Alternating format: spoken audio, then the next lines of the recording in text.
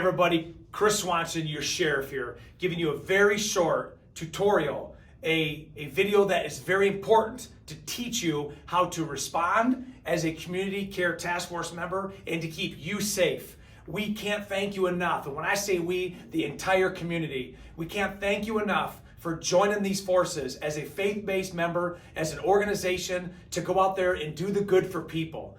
And that's why you're here. That's why I took it as serious as I did, because the virus is one thing, but how we respond, how we take care of the needs of the people, that's critical. In fact, there are some things that people need that in our own world we don't think are a big deal, but to them it's a huge deal. Medications, pet food, adult diapers, baby diapers, formula, all sorts of things that we take for granted. Now, mind you, some of these needs aren't just because they don't have the money.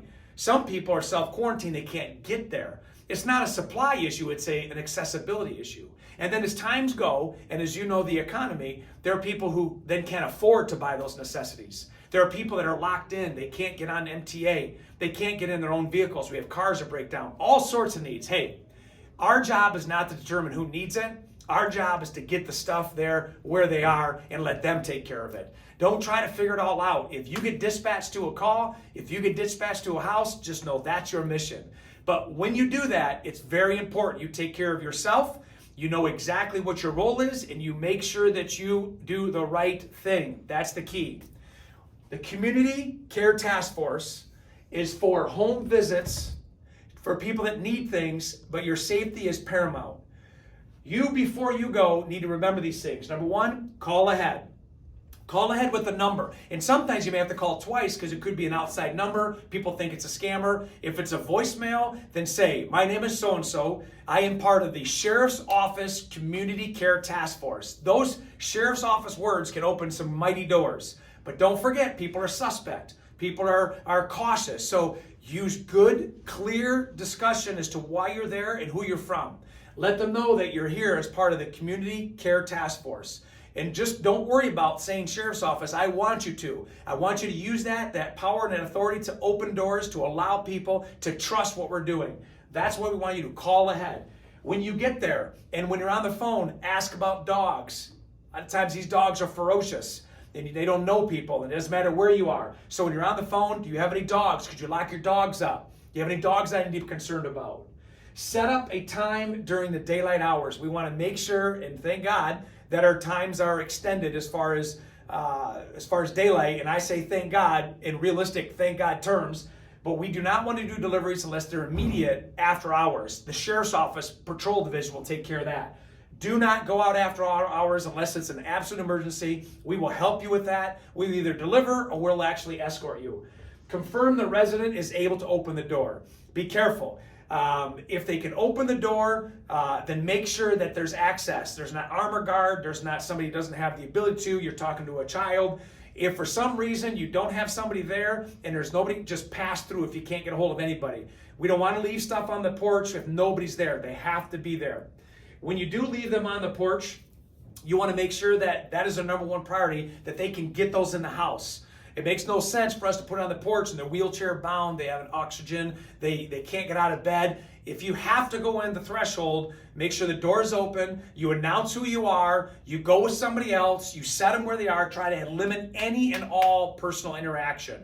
Our number one request is for you to put them on the door at the porch and let them bring them in. But if you have to go in, it's under special circumstances and you've got to make sure you articulate that and you understand going in. Make sure you know and somebody knows where you're going. So don't go rogue. Now's not the time to do that. Our hubs are there to dispatch you.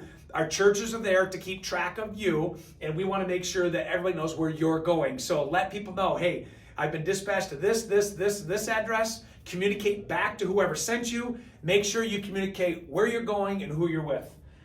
Distribute all the time in 2-people pairs, okay? Don't forget, there's a whole other element out there that we got to protect you from that are taking advantage. You see that with the price gouging. You see that with people that are always taking advantage of the vulnerable. Always go in pairs. And when I say pairs that can be a watch and a delivery. So you're always watching your surroundings. This is all prior to arrival.